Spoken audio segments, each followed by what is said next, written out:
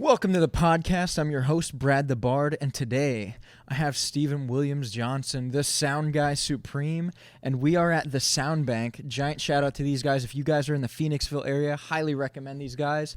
And Steve is the sound guy at this venue. And I have to say, it's the best sounding show I've ever played. And I have to give credit where it's due on that one. And another giant shout out to our sponsor, Vedinian. If you guys like horror, sci-fi, and creative writing, check out his website. Link in the description. What's going on, man? Man, I'm just hanging in here. Luckily, I get to play my brand new Pearl Studio Session drum set here. I got recently donated to play, and it's the first time I get to play it, so I'm feeling really good. Yeah, no doubt. And glad to be here with you too, man. I'm excited to be on the podcast. Yeah, definitely. It's been a long time coming. It's been a long time. Since I met you, I'm like, I need this, man. You know what's crazy? That weekend that you played here is the only time in years of doing sound engineer work where I played with the artist who I was running sound for, two separate artists, 2 separate nights. It was back to back. So the guy, Will Richards is his name. Mm-hmm. Same thing ended up happening. Oh, he was like, ran sound, and he was like, oh yeah, I know you play drums because I ran sound for him before. So then he ended up having me jumping on his songs. So he's like, we should start a band. That's awesome. But it was like 2 nights in a row running sound, and then ending up somehow playing on stage without any practice. I don't know. I love that stuff. Yeah, we killed it. It was a lot of fun. We messed up the. Like, we shouldn't have done Tool. Yeah, the Tool. We really shouldn't have. It was like, man, because I'm like, I play this a little different than they do, and that's the thing. And you're gonna have to follow that. I'm like, but I trust you. But I try. You know what? We did good. I gave 90%. Like, if it was a Guitar Hero, we probably would have got B+. Exactly. If you had a bass player, we just needed a bass player. If you had a bass, I would have been fine. I would have been hearing the low end, and I would have been like, oh, that's where the rhythm is. Yeah, no doubt. But now it's always fun to just jump on and just go for it and just see what happens, and you get these crazy experiences. And now look where we're at. Yo, I know. You know what I mean? We're doing the podcast now. This is awesome. So tell me about this kit, man. Like I was listening to you play before we started, and holy shit.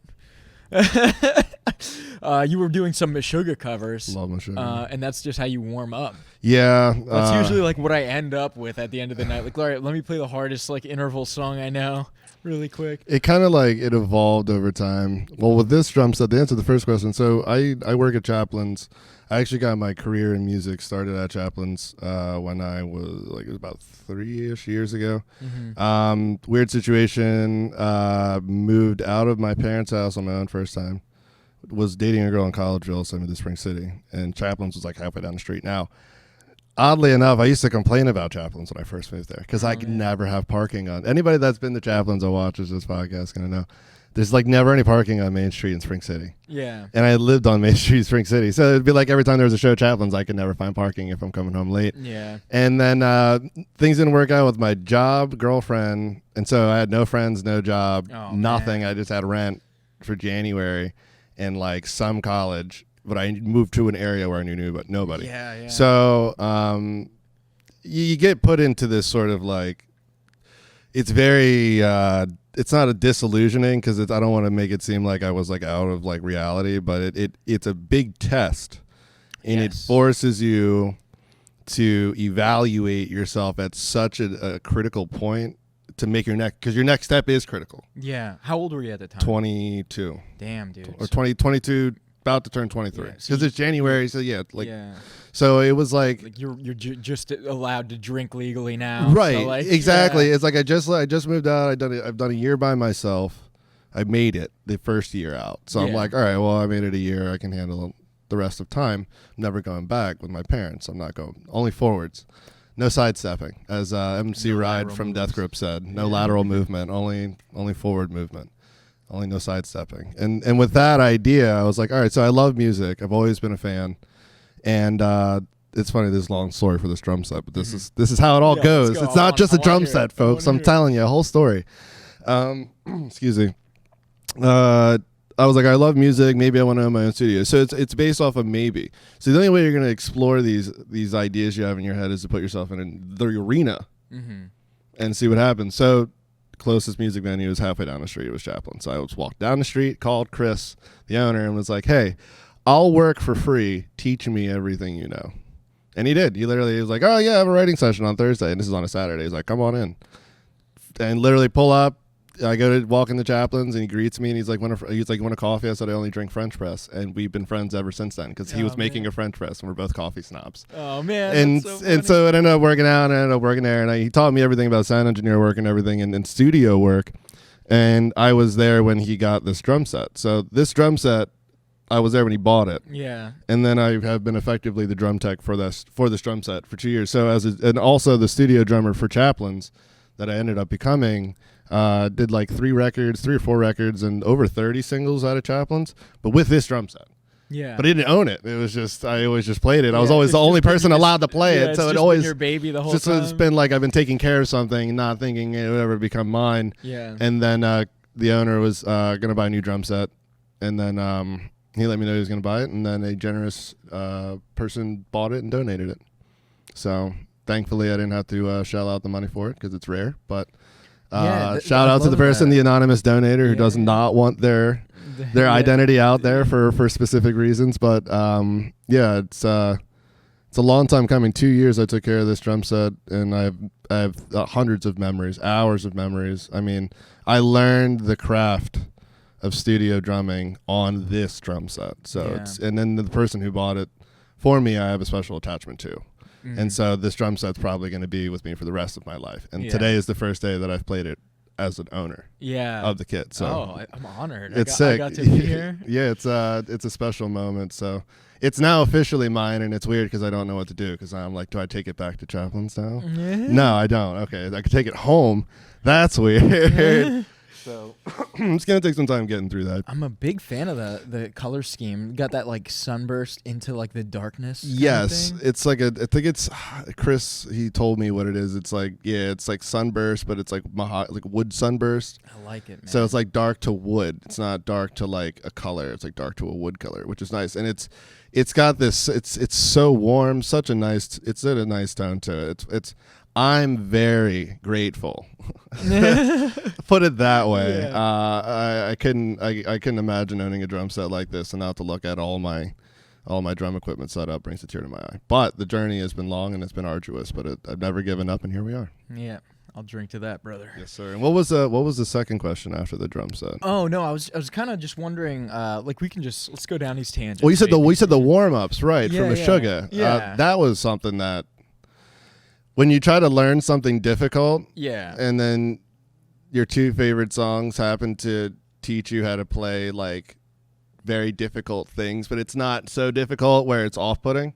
It was like I knew it was obtainable. Yeah, it's like right at the edge. So I just was like, all right, let's get this grind going. And then it just kind of became, because I love Stanga. I've always been obsessed with Meshuggah since I was like 14. I wouldn't probably be who I am today without them. Put it that way. Very, very important Meshuggah. And Stanga and Electric Red. I mean, Electric Red's mostly odd time, which when I was playing that, you could hear the back and forth. Oh, dude. But it's still over this. I couldn't even hear the song, and I'm just like, fuck. But it's still over this same quarter note backbeat, which when I discovered what that meant, for those who don't know, most popular songs are backbeat. Think of a song that's not a backbeat that you like, that's popular with the rest of the world. Most songs that are popular are just backbeats. Meshuggah is all backbeats, but they do it in a sophisticated way where it sounds complicated. You're like, wow, my head hurts. But me, I'm just doing 1, 2, 3, 4, 1. Yeah. Over all this other stuff that's going on, and that's what makes Meshuggah so interesting. So, what's the lead strike point? Is it the bass kick? No, so that quarter note pulse, that dun dun dun dun dun dun dun dun dun. That's the real. It's like 170 under. Like if you play it on like the eighths, if you're counting it that fast, that's that hi hat in the back end. It's like a 10 or an 11 or something. Yeah. That dun dun dun dun dun dun dun. That's what your kick is going off of. So like you have these 2 rhythms that are juxtaposed. Yeah. That would be like off, but then they round it up at that dun dun dun. That dun dun dun is everything that's all the odd times and even coming down to 1 point. Yeah. And then the cycle restarts. So the thing that, again, for anybody that loves Meshuggah at this point, if you're engaged, you're about to learn something really cool. Their music is one long pattern and then they repeat it. So it's not a short pattern repeated like most music. Yeah. So think of sense. think 27 bars before you feel like the one is there. Yeah. But then you just do that a second time and you feel like there's no pattern, but it's just a really long cycle. That makes sense, yeah. So rational gaze is one super long cycle. So you just memorize that full pattern, or you memorize the sections of the pattern. Yeah. But you know it restarts. So once you memorize the first part of the beginning of rational gaze, you've effectively memorized 50% of the song. Yeah, I got you. You get what I'm saying? That's how 100%. That's how most of Meshuggah is. It's all one pattern, and then they write over it. What got you into like really being into like odd signature times? The music I listened to as a teenager. I have had a chaotic life, and so I never gelled with the norm. Yeah. And so it was like Tool and Mastodon. Oh yeah. It was like they kind of like I was like enveloped in their music. I mean, when Crack the Sky came out, I was a changed man. When I discovered Electric Wizard and Sleep, I was a changed man. But the odd time stuff primarily was like when I discovered Meshuggah and Tool and Mastodon. You could kiss like glam rock or any of that classic rock stuff goodbye. Yeah. I was like, this is what. And then I listened to a lot of Gojira. They modulate. So what that means is they're taking that steady current, and then they'll do a slow sort of like rhythm section afterwards. Feels like a 12. Yeah. They're modulating over the same beat. Some of their songs you'll feel that where it's going really fast, and then they just play this sort of like rocking sort of slow riff. Yeah. They're modulating. So their thing is modulation. Yeah. They do melodic modulation. That's a mouthful. Yeah, it is. But they craft their music so it's accessible. You can move to it. You can dance. There's a lot of sophisticated work going on, but it's to make it accessible. What are your favorite like albums from like Mastodon and Tool? Tool, dude. Honestly, Fear Inoculum slaps. Do you like it a lot, man? Love Fear. I'm a Lateralist fan though. Yeah. So Lateralis, real big Lateralis fan. Like I grew up obsessed with that record and their first record, the Opiate EP. Was obsessed with both of these because they were two different conversations I was having with the band. Yeah. Okay. Anger and what's the word I want to enlightenment. Lateralis is like I've understood my anger and now I've used it to my own advantage. Now it's my own power source. Yeah. It's a power source, and their music has become a power source for them, and it's become more complicated in such a more powerful way versus in a logic like it's not like Zappa. You know, Zappa. They're thinking hard on stage. But Tool's like they've taken that complexity and they've turned it into raw aggression. But that raw aggression was there in the beginning. And they just didn't have, I guess, the tools they didn't work with. So I love the way that Tool has gone. I know a lot of people don't like that. Yeah. They were metal in the beginning, and then they kind of went off into this alternate metal area, and that bothers people. Yeah. Of course, I thought my phone was on silent, but of course it's not. Yeah. It's all good. But what song got you into Tool? 46 and Sober and 46 and 2. 46 and 2. I think that's like 9. It's another weird odd time. Yeah. Sober. I mean, I saw that live video that they did for the MTV concert. Yeah. And I'd never seen such a performance that was Maynard looked like he was so out, so disassociative, so enveloped in what's happening. Yeah. They all felt so present, and I think that's why it made such an impact on me as a teen. I feel like there wasn't a lot of grandiose things that were impacting me in a way that was life-changing. And every time I would see these guys like play, like I would think this is impossible, and yet I would see them do it effortlessly. And I think that kind of removed the veil of like I can do anything as long as I just practice religiously and really try to understand what I'm doing and not just give up when it gets difficult. And so that ties into like listening to that music, then understanding what I'm listening to, then understanding what it means. Yeah. And that those bands are what just naturally grabbed me and led me down that path. Crack the Sky and the Remission records. For Mastodon. Yeah. Did you like Big Emperor of Sand? No, I don't like Mastodon's New Direction. Dude, big younger Mastodon fan. Yeah. Love the aggression. But you like the newer Tool. But I love the newer tool. Interesting, Yeah. man. That's interesting. Because again, Mastodon, they're more singing now.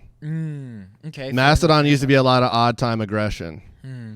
If you go back to like Blood Mountain and all that stuff, if you look at like Blade Catcher and stuff, it's all like crazy odd time jazz, metal, and it's all experimental. And now I feel like their experimental side is like out the window, and now they're just going down this kind of. I liked like Fallen Torches, but like I don't like how they're mixing their records. Yeah. This is me coming from again like a very picky sound engineer, it's like drumming sound. I don't like how it's mixed, Yeah. so no. It's like Electric Wizard's new record. I don't like because I don't like the way it's mixed. If it sounded like everybody was in one room with their amps, like breaking the circuit breaker outside because everything is cranked so high that everything is bleeding into one thing, that's a great sound. But when you start cleaning up amp sounds and you start removing all that excess noise, the liveliness of it is completely gone. It's completely neutered. And doom bands have struggled with that since Sabbath, Sleep, and Wizard to break out of that normal sounding mold. Again, it's because they don't think of tone and they don't think of the way something is recorded. Black Sabbath's first record and Sleep's Dope Smoker record and Electric Wizard's first 5 records were almost no budget. They were cheap studios, not 50,000. They weren't in the Slayer studios. They weren't in those same studios Metallica was in. They were in like basement studios recording in some dingy room. I mean, you can see some of the videos online where like you wouldn't believe they even produced a record out of this place. Yeah. But again, that's why, like the first Bad Brains record, I loved it before it got remastered. Yeah. Interesting. Okay. Again, so it's a way to look at music, and it's like why things kind of make sense to some people. Where it's like, I love Santana's Moonflower version of Black Magic Woman, but I do not like the studio version at all. Interesting. Same. I know he's trying to play the same notes, but the energy from the crowd completely influenced their playing. And when he's doing his solo, it's like you could visualize almost the band circling around him, channeling him to just go for it. And you can feel him letting go of all his doubt and just feeling it out. You know what I mean? And it's what I can hear stuff like that in records. Yeah. So can you give me some examples of like modern music that's doing that? Because it's so easy now for you to just do samples, right? Mm-hmm. Like even myself, I remember like I cut an EP with a band a while ago, and I really just want to go into the studio and I want to play, like, let's play the whole thing through. And if we have to fix anything, let's do like a little bit of repair tracks here and there for like really small stuff. But I want it to feel like the live version. I love that you asked that question because I'm fully ready to answer that question. So really the only music I listen to nowadays is that. Yeah. Except like I get my Playboy Cardi and Tame Impala fix because I do love that poppy, dreamy, synthy stuff. Yo, I fuck with it, dude. So bands I've been listening to recently that have a more organic, less produced sound: Inter Arma and Sumac. You're gonna have to send me some of this stuff. I'll send you some of this stuff. And guys, anybody who likes heavy but it's slow, heavy, and it's not repetitive. It's not the common song structure. It's a journey. Each song is a journey, a landscape. Don't think of this as something you're going to be like whistling on your way to work or something. This is like a journey. Every song. It's a road trip. It's like an orchestra, but it's not orchestra. It's not like orchestra metal. Wash that out of your mouth. It's not. You know what I mean? It's not what this is. But the drums are recorded live, no triggers. Very important difference. You hear the sound of the mallet hitting that batter, like the batter head. You hear that sound and the thud of the actual head, plus the mic picking up, plus the room mic, plus the outside kick mic, plus the natural sound of the outside kick picking up from where you're hearing that batter hit. You hear all of those dynamics. You hear the velocity differences in the kicks. So when you listen to Inner Armor, you're going to notice that those kicks don't sound like death metal kicks, where they all sound like all lined up straight in the same velocity. That's all trigger hits. If I were to put a trigger on this drum set and I would lightly tap the kick, you'd think I just like kicked into it with like, hard as hell. But they have to do that when you're playing 300 BPM. Like you're just not going to be able to full power with all those hits. You just don't have the Interesting. ability. I'm not a drummer, so I didn't even know that that was a thing that existed. I'm gonna let dude. I did all the ins and outs. There's so many tricks involved. So like for me, I have experience in both, which is rare.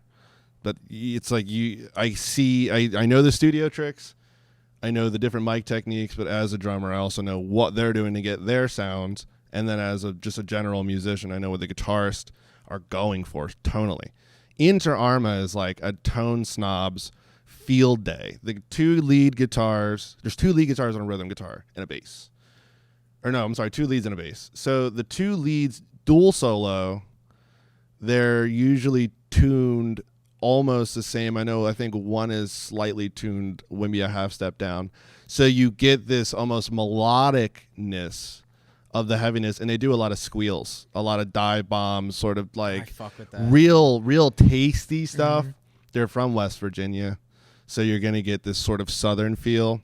The vocals are very, very new sounding, very fresh. It's different. Heavy. It's almost like jokey, but it's not. And it's like you get these growls, you get these screams, but you get like a clean low, which is missing in a lot of metal, but not trying to sing. It's just a low voice. It's like you could hear they're having fun. You could hear they're loving what they're doing. You could tell this is what they want to do. It doesn't sound like anything else you're going to ever hear again. Yeah. And I've wanted to see them live so many times, but if you have a chance to listen to Sulphur English, their most recent recording, it's punishing. Each song is punishing, and they're so long and expansive, but the recording process for that, it's live, it's hot, it's all in the same room, one take, they're running it through, and you can hear they're still ad-libbing even while it's happening. So it's so organic. I listen to their music for an organic relation to the music and the band and what they're trying to tell me, what they're trying to express. And it's a lot easier when you don't have all that studio magic. Yeah, I definitely can feel what you're saying. Like, there's a certain component that the layman doesn't appreciate about, this like perfect studio quantized shit. That it almost takes a musician to appreciate live music, or a real connoisseur, And it's a shame that that's not as common now. I think what it is that people do not understand the difference between somebody who is a studio musician and someone who is like a live performing musician. Those are two different beasts. True that. I know a lot of studio cats that don't kick it in the live scene, and a lot of live scene cats don't kick it in the studio. Hybrids are rare, and usually they're getting the most work. Yeah, they're getting the most work, right? They're the outliers. It's like I'll play a show or go in the studio, and you'll never have a headache. So there's always work. Yeah, definitely. I don't put a box, and that's the thing. Like a lot of drummers will box themselves in. So when it comes to that, it's studio. It is lost on most people, but it's skill. Skill means that you're not going to notice it. Right? Definitely. You always get the final product right. Yeah. So like. Excuse me, like all these trap, like beat makers, like Murder Beats and all that, like they are really good at understanding rhythm and what people want to hear. And they have a way of doing it in such a nuanced way you don't notice it. Yeah. You don't even notice what they're doing with that hi-hat, why that effect is there, why that tremolo is there, why that decay kind of echo is there, why things are tight here and not tight there, why there's a high pass here and not there. It's like they know what they're doing, so you don't notice it. And they're not going to think about it. So when they go to a live performance, if you look at a lot of that studio magic stuff's usually going on in the background anyway while they're playing live, and it's not the same experience. It's not engaging. It's people trying way too hard to sound like the CD. Yeah. I can definitely, because they have to play with it. Yeah. So you've now boxed yourself in, and now you've really severely constrained yourself to the parameters you've set on yourself. I definitely like can resonate with that myself. Most rappers will just do the mic out to the crowd. Oh yeah. But the track's still going with them. Yeah. Rarely are they ever out there with no vocal track going on. But no one complains. Yeah. I don't know why. Would Yeah. you imagine if I came out to play the drums and then I just stopped playing the drums mid-show? Someone else. Just hanging out. So you want to go? You want to Yeah. play, dude? Go ahead. Go play for a little bit. I don't want to play. Yeah. You want to play this drum solo?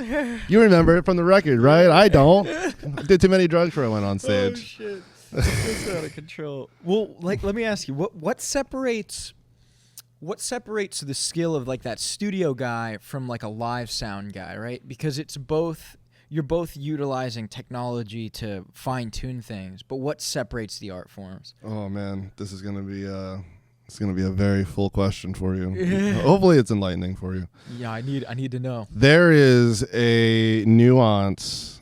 It's almost like how can I feel it? It's you have to understand so many different perceptions.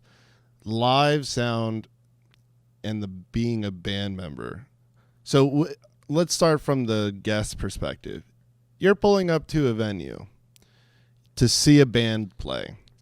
The outcome of that night is determining on the comfortability of the band on stage and the skill of the sound engineer simultaneously working together with no hiccups. Okay. If it sounds like crap on stage, the band will not play well. If it sounds like crap up there, they'll think the band sounds like crap. They could play amazing. If the sound engineer sucks, the show sucks. If the sound engineer is really good and the band sucks, the show sounds good. Band sucks. Okay? If you want to know the difference that's linking those two, the thing is about how aware you are of what you're doing. Every little thing I do is because I know what the outcome is going to be and what's interfering with what.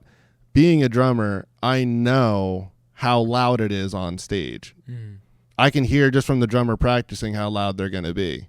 Yeah. So they're going to be the last thing I mix. It's going to be the loudest thing I mix. I don't need to check volume. I might not even use the mics on a drum set because, again, the more you put up there, the more competition of sound. That makes sense. Okay, so if you're adding bass into the speakers and you're adding all the guitars and you're adding all this and you're telling them to turn their amps down so you can put more up there, those speakers are doing more work than they need to. You use the stage volume, the monitors to your advantage, and you splash it up here. Okay? The band needs to hear themselves, and their amps need to be heard by the audience. The best sound you're going to get is going to come out of the amp. The sound that you're getting is the source. If the source is wrong, the sound's wrong. That makes sense. I will always go on stage and tune guitar amps because I don't feel like doing it on the EQ. I'm going to have to EQ it. If it's too muddy, I'm going to have to boost the treble. So why don't I just go over to the guitar player and say, is this the tone you want, or do you not care if I just mess with your tone? And usually, if I have to, then they're going to say yes because then they don't know. But if someone comes in and their guitar sounds great, I don't have to, then they already know.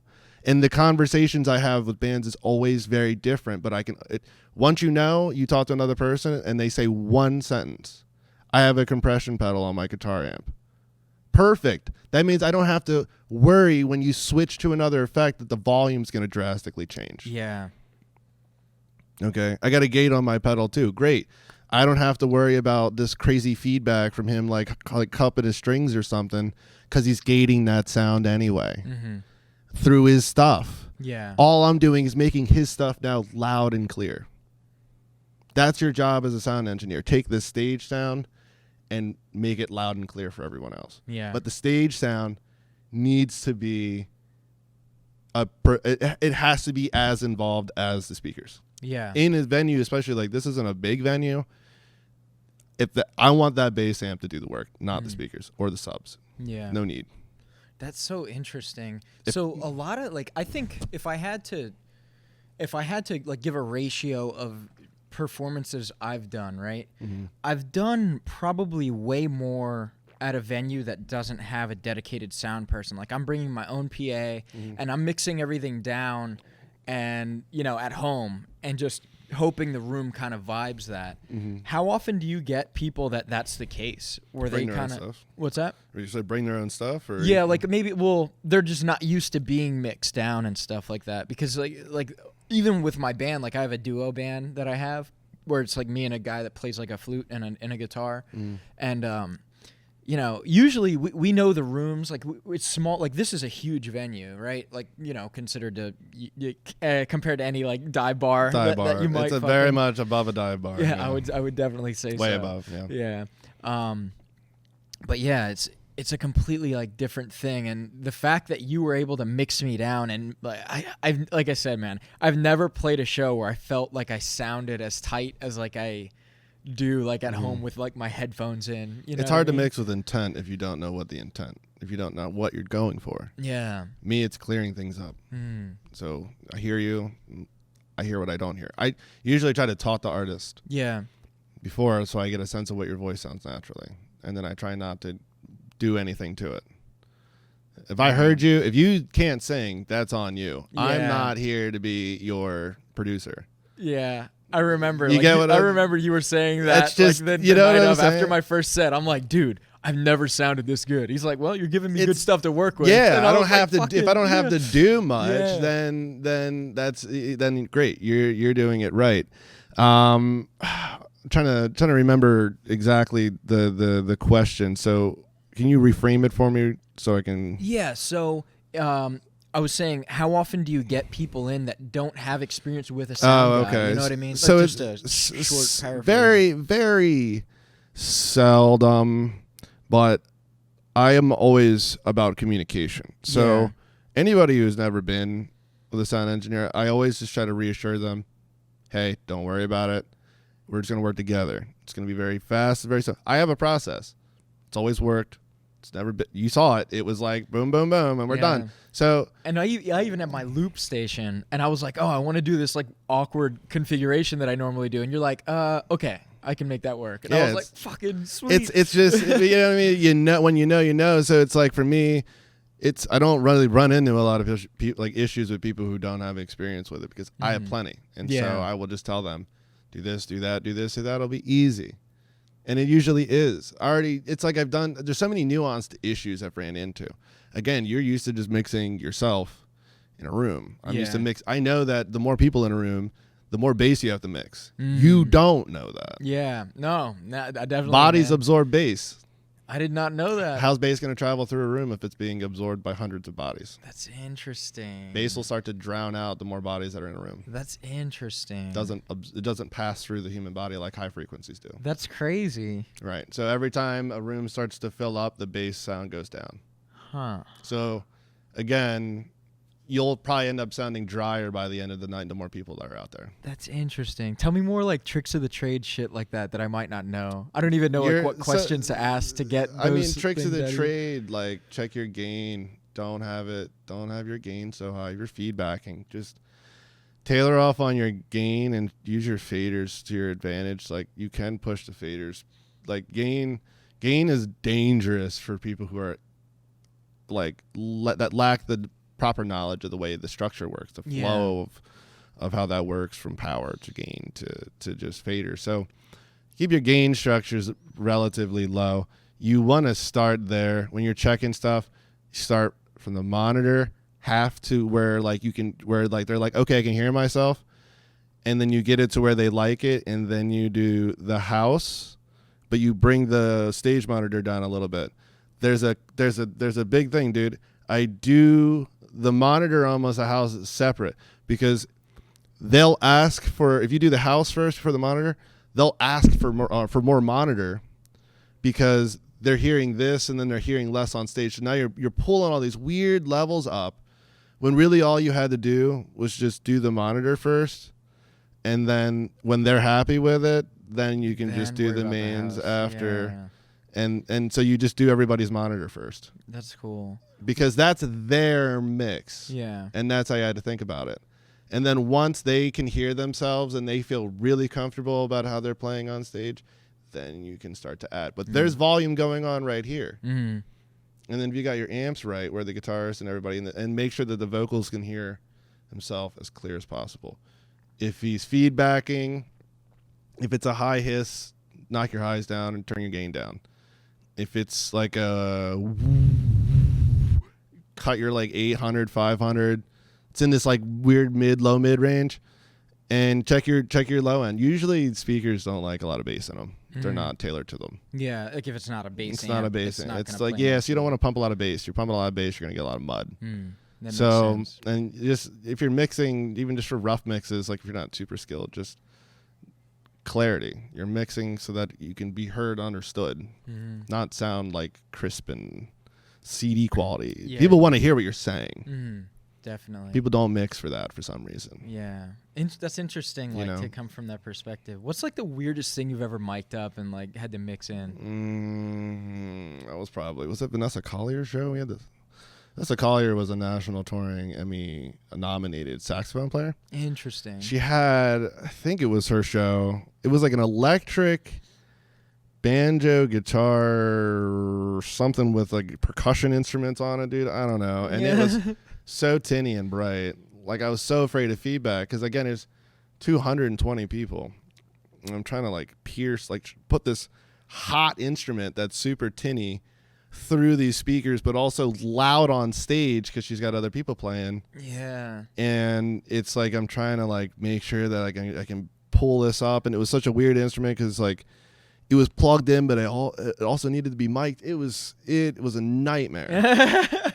A nightmare. But it's, again, like, it's just about subtle changes over time. Yeah, yeah. Like, you're gonna feedback if you just start throwing stuff. Yeah, just say fuck it. But another trick is if you're trying to find feedback, take a slider if you have like a graph and start pulling up a frequency like way above everything else. Like turn your volume down until you start to get closer to where that feedback is, and then you crank it all the way. You just take that frequency out and then move your volume back to where it was. And if you're not getting feedback where it's at, that's where you need to work on your cut. Interesting. Because, again, if you boost a frequency that's already caught in the feedback loop, then you're just going to exacerbate the feedback loop by boosting that specific frequency range. Yeah. So that's how you can find feedback really quick and knock it out and then architect it so that you can present that frequency without it causing an issue. Damn, dude, you fucking know. You know your shit so much. But it's like I've just done it. I didn't go to school. Yeah. It's just like I also listen to music all day. Yeah. And then listen to sound engineers and producers and engineers talk about what they're doing. So it's like if I'm interested in something like Odd Times, it's like, okay, well, there's people who can talk about it. And I want to know what the dialogue's like. What's the conversation like? What are they just throwing out there that's a commonly known thing? Then go learn about the commonly known thing. And then you kind of get the ideas. So it's like with frequencies, I just was like looking at people notch out like I just watched for an hour. People just fix frequencies, feedback issues. That's crazy. But it's like you watch it and you're just going to watch what they're doing. It's not looking at what knobs they're turning. It is, but it's like why are they doing it? You know what I'm saying? It's the reason about why. The source is like people don't go for the source. There's the source information and then there's what you just heard. Yeah. So sound engineer, it's like as a musician, I want to know why an album sounded a certain way because I'm never going to achieve anything that's in my head if I don't know how to achieve it. Yeah, that makes sense. So it's like you have to go down these deep dives of like, okay, well, what is Kevin Parker or Tame Impala doing that's making them so successful? Why do they say he just hits stuff in the studio and it's magic? And it's because he's having fun. He's writing music he wants to. That's passion. That's coming from his heart. So again, a lot of that is I can understand that. I listen to the music. I can respond to that. So when I go to make music or work with other artists, I specifically ask them, "What are you trying to say?" Right? Because that's ultimately what the music is. What it's a statement. So it's about perception. You can look at stuff differently, but then again, understanding it is going to the source. Understanding why someone is doing something, not what they're doing. Yeah. And I just asked millions of questions, and these are the answers I've gotten. Yeah. And I roll with it, and this is where I'm at now. I have 2 keys to 2 music venues. I don't know anybody that has 2 keys unless they own them. Yeah. I don't own anything. It's a music venue. That's awesome. So who are some of the guys you follow? Like some of these sound engineers and audio engineers? And honestly, Chris over at Chaplin's, I mean, I've seen him grow. We've grown together. His early mixes when I first started working for him and where he's at now is night and day. Same with me in the studio working. Yeah. Is that what you went to school for too? I didn't know. I went to school for network security for like a year. I didn't even get into a core course at all. I was all prereq and was like, student loans, dude. I'm at like 19 years old. I'm like, I don't know anything about this. Yeah. No. It's not my bag. But Chris Casriello over at Chaplin's, dude, he's very knowledgeable. He's extremely knowledgeable. He's wise. But he's got the same determinate attitude that I have. Is we both always say we graduated from YouTube University because hell yeah, dude. We didn't go to school, but we're still out here kicking it, and people love our stuff. So you can learn just by just doing it over and over again and learning from your mistakes. Literally, dude. But asking questions is paramount. If you're ignorant, just go ask somebody who's not. Yeah, that straight up. That pride will fuck you up. Oh man. my God! If you don't wake up and have a bowl of gratitude in the morning, and a side of humility, you're doing it wrong. Mm-hmm. Everybody knows something you don't, and 100% of the time, it's good stuff. Yeah. If they're taking time out of their day to tell you, it's because it's most likely important. Yeah. And I've had a lot of sound engineers and drummers. If I would have kept that if I would have had an attitude where I would have. I would not find myself where I'm at now. Mm. Always listened. Always just took anything, any advice, and I would try to share that as much as I can. That's awesome. I can definitely resonate with that too. Like this podcast wouldn't be this if it wasn't for YouTube University. Exactly. You know what I mean? Exactly. I've learned so much about different equipment, how to, do different things, and then. Like I've had guys on that are like sound guys and are like, oh man, like this episode, like and like that you had on, like the audio's ass, like you need to like work on this. And then I got Adobe Audition and I learned how to like cut all the what is it, the spectrum analyzer? Exactly. That shit is so daunting when you first look at it, and then it's like, oh, it's actually like once you understand the why, it's like, oh, okay. Then you can move with intent. Always look at waveforms as water. Remember, you push one side down, the other goes up. To balance out the waves. A little rocky is good. Yeah. You need the bite. So with guitar solos, your son's going to mess with you. Like 120, it's like the G string on the 12th fret. If it's bent, it's like that. Or no, 10th. G string on the 10th fret. And it's like this. And it's like in a lot of guitars, when they hit that note, it like booms through the system. It hurts your ears. It crackles a bit. Interesting. Peaks in like a mid range, and you hear the crackle in your ear. I've been notching that out. I notched that out for months at a time. Like I would just go immediately. I don't like that sound. Go straight to the guitar and notch it out immediately. I realized that it's actually extremely important to keep that there. You kill the life of the guitar by knocking that out. What? I would knock it out, and I would knock that frequency out and get rid of that crackle, and the guitar would sound flat and dead. It's interesting. Like I had a luthier on, like a guy that like he owns his own guitar building like workshop, and he was telling me that the guitar, like by nature, we were talking about like fan fretted guitars. And he was saying the G string on guitars is like naturally off, like on all. Yeah, it's crazy to think about like. That like we're so inclined to hear it, but if you compare it, note for note on the full scale length to like a keyboard that's like electric keyboard that's digitally perfect, zeros and ones. G is the bane of all guitar players' existences. The G string just gets you into trouble. So here's the thing, right? This is the common mistake. You cannot tame what cannot be tamed. I'll drink to that, man. You understand what I'm saying? I do. That if this goes for any sound engineer, if it can't be tamed, it's not meant to be. Right? You cannot take the life out of something and expect it to give it the same result. So I stopped taking that out, and I've noticed that the guitar cells have just a little bit more cut to them. And make a little bit more of an impact, because when that note is hit, it's hit and it cuts right through the mix, and it's supposed to. Yeah. And it took a while, and it takes that sense to look at it and not think that you're always right. Yeah. And I think there could be another way. What are these other ways? And it's if you don't have that, what are these other ways? Then you're just going to get stuck. And goes back to the original question, difference between studio drummers, live drummers. Live drummers don't like clicks. Interesting.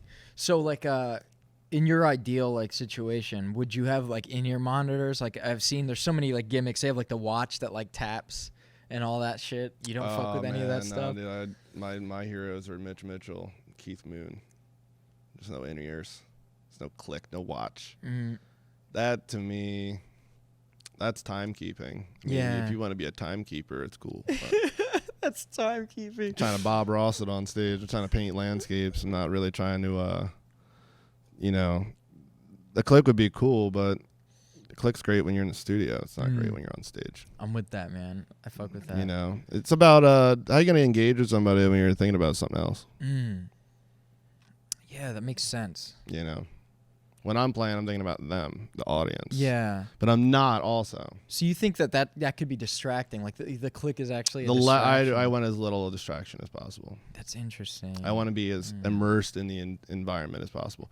It's like how right now they're saying people who are suffering from a lot of depression and COVID, immerse yourself back into nature bathe. And if you don't have a thing that allows you to become present and one with the things around you, you'll always feel outside of that. Never have that feeling of connection. Yeah. That's actually a really interesting point. I can say like traveling definitely helped me with COVID. Like I was going through like a spell of depression, lost my job and everything like that. But I ended up, taking my podcast more seriously and doing all these things like that and traveling and stuff, and it helped me like kind of reevaluate things. And now like I love to just travel out and like do my podcast. Actually, I had someone recently ask me like, "Oh, do you do like Zoom like podcasts?" I'm like, "No, man." Which I think is dope. I think do it's it live sick. Off the hit, man. I'll come to you. Like it's like you don't have to come to me, man. I'll bring my stuff to you. I think it's dope to have a different background. This is more organic. It is more organic. Touching you. It's real life. There's no screen. You know what I mean? It's like no data wall here. No Comcast FBI watching and looking and saying, "All right, this was fine. This doesn't look like terrorism." Yeah, exactly, man. There's the organics of this it's human. You dull the shit out of it with the Zoom meeting thing, man. And I've been on podcasts like that, and it's cool. Here's the problem, right?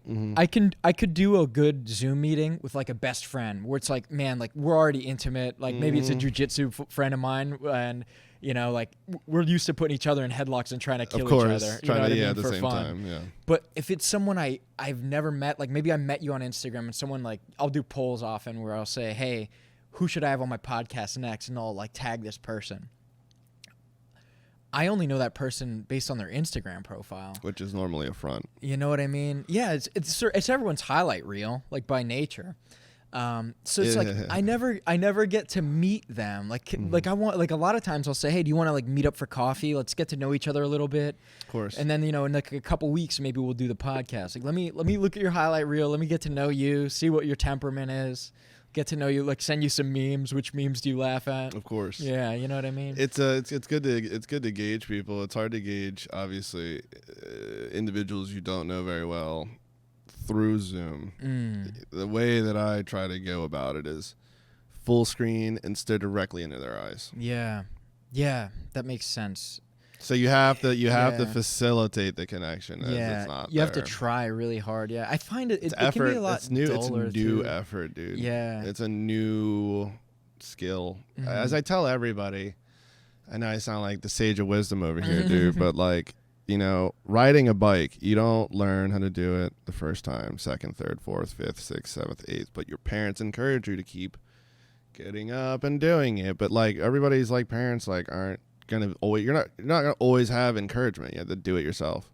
A lot of people get discouraged when they don't just do something right the first time. Yeah. Or they don't do something how they think. Yeah. It's like it's crazy how many podcasts have started during the COVID era and then ended. And then yeah, dude. Like I've seen so many. Like I'm pretty often I go on Craigslist a lot to like look for equipment and stuff and like look for gigs and things like that.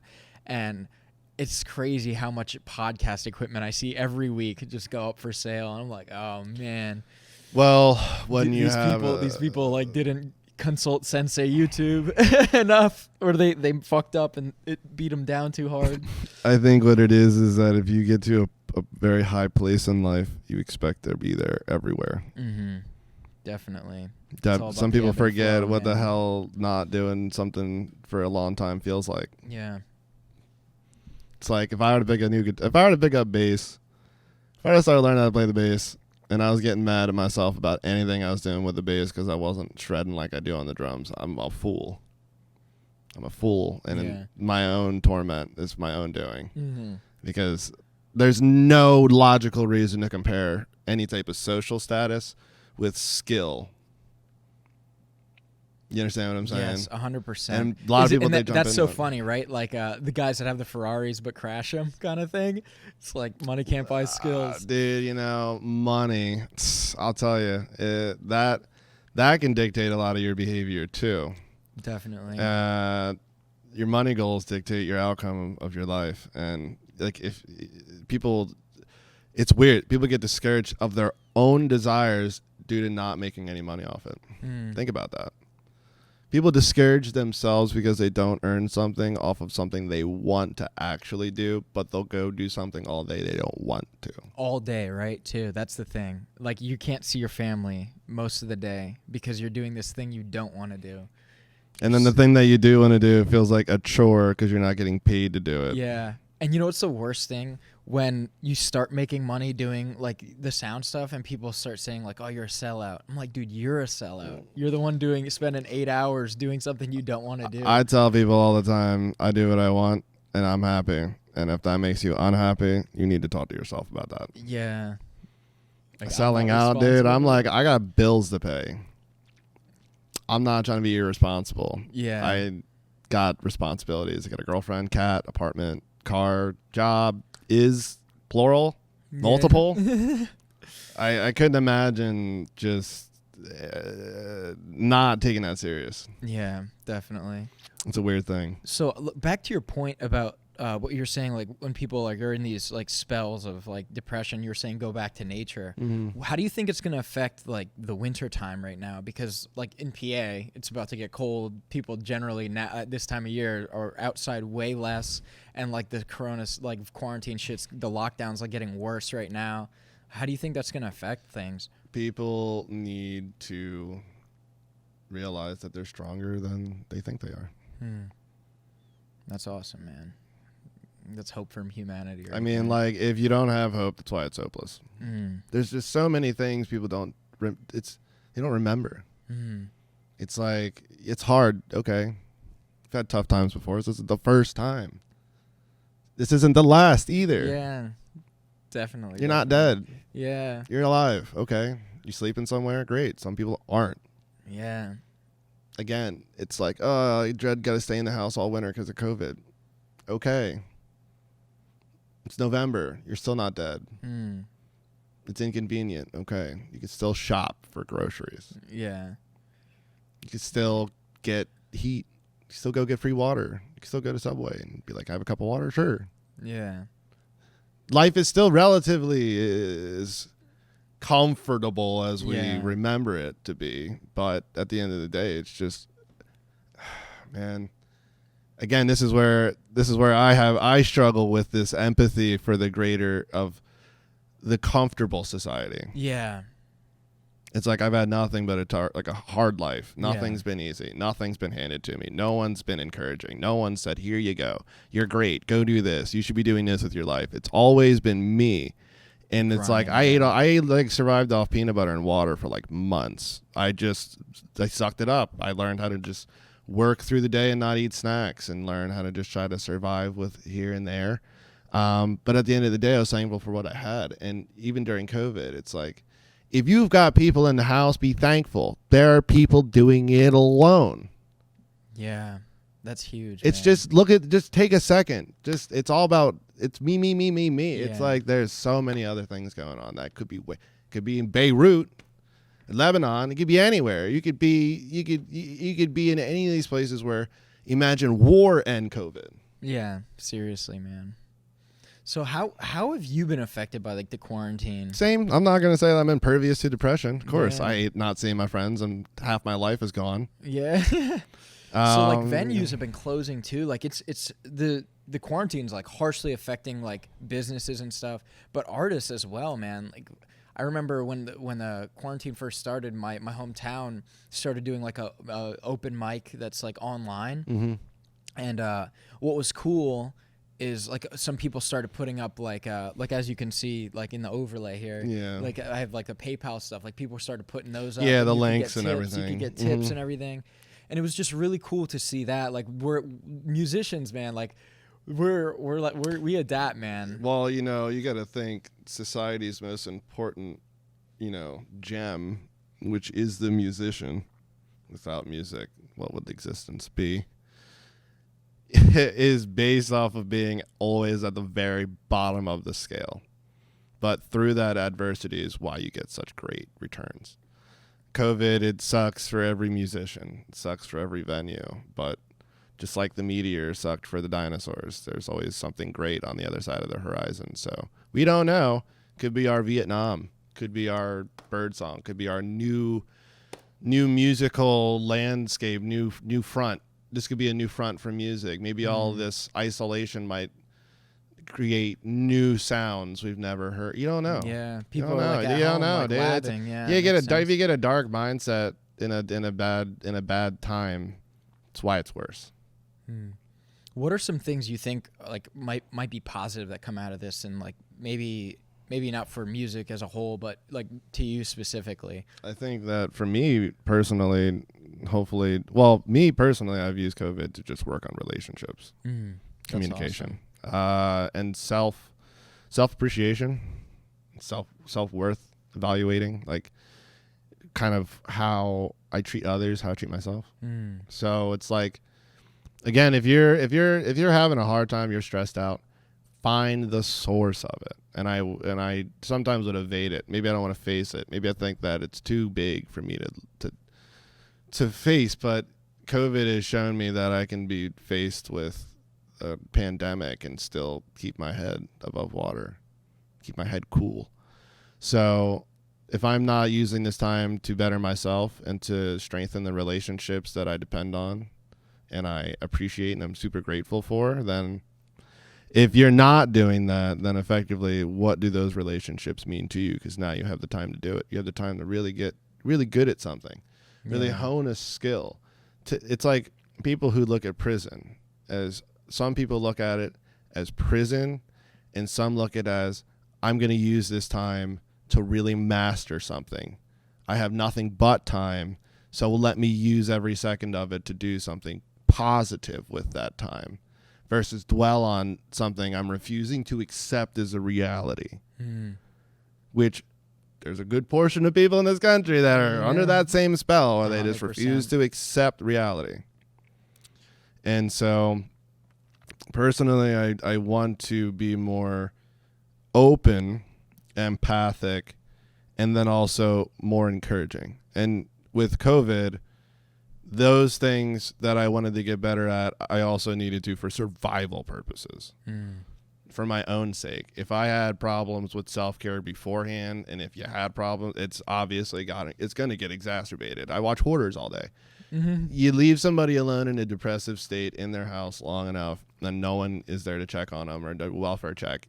Sometimes people just go way out of control. Yeah, definitely. And I don't want to be one of those people, but I also don't want to see anyone else become one of those people. Yeah, too. of course. So COVID is one of those things where my concepts of life, it fits right in. Okay, well, there's great devastation. Well, there's been great devastation, and great things have come afterwards. So how else is something going to grow unless something dies? How is something new going to come in unless something old goes away? It's like these unfortunate trade-offs for the world that we live in that's beautifully imperfect. It's like it's on fire, but it always has been and always will be. Yeah. It has never not been. Yeah. There was never a time where there wasn't stormy weather. Yeah. It just depends on, some people have adjusted to the climate and some people haven't. What do you think the future of music looks like in the wake of this? Like live music specifically. Live music? To do two ways. Actually, no. I think from what I've seen so far. Yeah, I think you have a really informed. I've done sound a couple times since COVID has started. Yeah, definitely want to hear some It's stories. all so more personal. It's so way less stress. It's more stressful in a good way. And the artists are like, you know what, like the audience member means more now than before. And for the audience that's dying to see the musician, the hunger is on both sides. So live music is only going to be, once there is a time of this passage of this COVID thing, I wouldn't be surprised if it's like the jazz era. Oh, you think like there's going to be it's like a huge revival, and really you're going to see a bunch of local pop-up shop, like little venues, because it's going to be too expensive to open a new venue, and you're going to see this sort of speakeasy music venue type of deal. And you'll see anybody and anywhere trying to present live music once it's available, because the demand is going to be out the roof. Yeah, that's interesting. That's an interesting. So what you're going to end up seeing is you're going to see the lower end of those lower end performers get knocked out and become obsolete, and only high performing, extravagant live performing artists will get most of the work, because those will be the only paying gigs in town. That makes sense. But what about do you think, like you were saying, like a lot of these like pop-ups are going to occur? There's not that many Steivan William Johnsons out there. There's not. So DIY, dude. Again, yeah, jazz. Again, jazz. It's about the lack of boundaries. Yeah. I think it's going to be a lot of venues, in my experience too, in my hometown, very few sound. Like if you wanted a sound guy, you have to get a venue and go pay for it. Big venue. So I think that, again, this is personally, again, this is more philosophy on my end. I try to avoid philosophy on podcasts, but I can't help it. Nah, shoot it, man. I want to know what makes you tick, baby. I have been known to just show up to shows and fix the sound. I just do it. Now, awesome. Why do I do it? Well, if you're a part of something, then you are it. If you don't like something, then do something about it. I like that. Don't talk about it, be about it. If I can fix it, why don't I? I like that. That is a great life philosophy to have. But it's also about respecting boundaries. Of course, yeah. Right. There's a place and a time. And when the place and time is now, then you take that opportunity and you go for it. Have you ever approached someone and mentioned like, hey, you know, this, that, and the other thing, I noticed this, maybe this is something fixable? Have you ever gotten like flack, like, no, man, I like it when it feeds back and it sounds terrible? At the end of the day, have I gotten it? Sure. The response, all right, your ship. Yeah, your ship. My name's not on it. I don't care. Now, here's an example. A buddy of mine had a show at Xfinity. The band's midfield. They're buddies of mine, Tyler and PJ and all them. They're great guys. I saw them recently, and they had a show at Xfinity that was like 1,000 people. Now, my buddy Johnny Gonzalez, he was involved in it because he did DJing for Xfinity. So again, like I said, from doing the showing up and fixing sound, well, guess who gets drug around to shows where there's no dedicated sound engineer? They know, and they know that I know what I'm doing. So it's like I end up being right there on the side of the stage. Well, immediately, first song, guitars are too quiet. I can't hear it. I'm on the side of the stage. The amps are too quiet. He made them turn it down and then didn't adjust for the 500 people that just walked in. Ooh. So I had to then cut through the crowd, go directly to the sound engineer, tell him, you need to tell them turn their amps up, and then you need to boost the guitars and vocals. I said, because the drums sound like that's all that's playing on stage. And then I walked away. Because the response I don't care about. Yeah. Because it's just like, if you don't change it, someone else is going to come up and say the same thing to you. Yeah. But it's like, I know what it's like, I say it like I know what I'm doing. Yeah. And I like how you gave like bullet point. Because I don't need to get questioned. Yeah. I don't need to get questioned. And then the band's like, hey, did you I already, and then they're like, I already told them. And they're like, you're awesome. But it's like, again, if you can fix a problem, why don't you? And if you're involved in something, then you are the thing. If you're in if you're participating in a scene, then you are the scene. You're not outside of it. You're not stepping into it and stepping out of it. Yeah. So anybody that would know me from around here, if I'm there and it sounds like shit and then magically it sounds better and then you see me walking around the room, that's usually why. Yeah. But it's because I don't want to hear it. Yeah. So luckily everybody is lucky that if I don't want to hear a bad band, a bad sound, I go do something about it. Everybody can be thankful that that's the case, because it's like I will go fix it, because I don't like hearing bands sound bad. Yeah, I just don't. It took me in my early like open mic career. Like I used to be so, no, this is how I play it kind of thing. Mm-hmm. God, I'm so glad. It didn't take long for me to become humbled and say, all right, I need to start listening to the guys I respect. Because this advice, they're not trying to hurt me. You know what I mean? Like I said, it's like if they were not competing for anything, then there's no reason to question. You know, it's like even some of the stuff I've been told by the local sound engineers, it's like we're not competing for work. They're telling me something. I'm going to listen and see. And there's stuff that I may have fought when I first heard it, but I do it today because I recognize and I understand. So I think if you're really trying to grow, it's about seeing when you were wrong and changing for the future to have better outcomes. Yeah, literally. Well, if I would have been more accepting of the information, I could have gotten more good information. Positive feedback. It's all positive feedback. You got it. Hell yeah, man. Let me pause for a second. I use the bathroom. Yeah, so I want to split on that. This is convenient because we're not live. Yeah, and I'm like holding it, and I'm like waiting for something where you could fade out. All right, cool. So took a little pee break. That's the one benefit of not doing this live is you're allowed to take the pee break. Love it. Love it. All right, so let's go on a new tangent here. The main reason I wouldn't say the main reason I got interested in you, because I found like this guy's amazing. His sound work is incredible. But like after one of the intermissions, I was like, yo, so tell me about yourself. Like, how'd you get into this? And then you got into saying how you like have a world record for rock band. Records. Yeah, record. Oh, no disrespect, bro.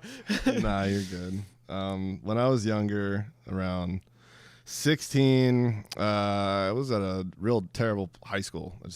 The kids were racist, and I was like, you know what, dude, I don't need this. I don't. So I didn't. So I didn't go. So I just dropped out and I got my GED, and I just had a lot of free time. And I played Rock Band for the first time when I was 15. The month after I bought it, I was playing Run to the Hills on Expert. Nice. So I just treated it like a regular game. I usually just start on easy, learn sort of what the game is, move the difficulties up, exploit, move up, exploit, move up, exploit. So unintentionally, I was learning how to play a real instrument. And over time, I got involved in making videos. I found them to be fun. I liked sharing my content. People liked watching them, and I was getting criticism, and I was listening to it and trying not to be big-headed about it because I'm 16. The hell do I know about anything? And what started off, it was Siva by Smashing Pumpkins. It's the first real 100% where I had felt that I might actually be good enough to take it even another level. And just like how I played Call of Duty for 48 hours straight, 2 days straight, you had these sleepovers where you guys like, oh, dude, we got to get 10th prestige, man. Got to get 10th prestige. It was like that, but imagine that, but like it's just all the Guitar Hero and Rock Band games from sun up to sundown.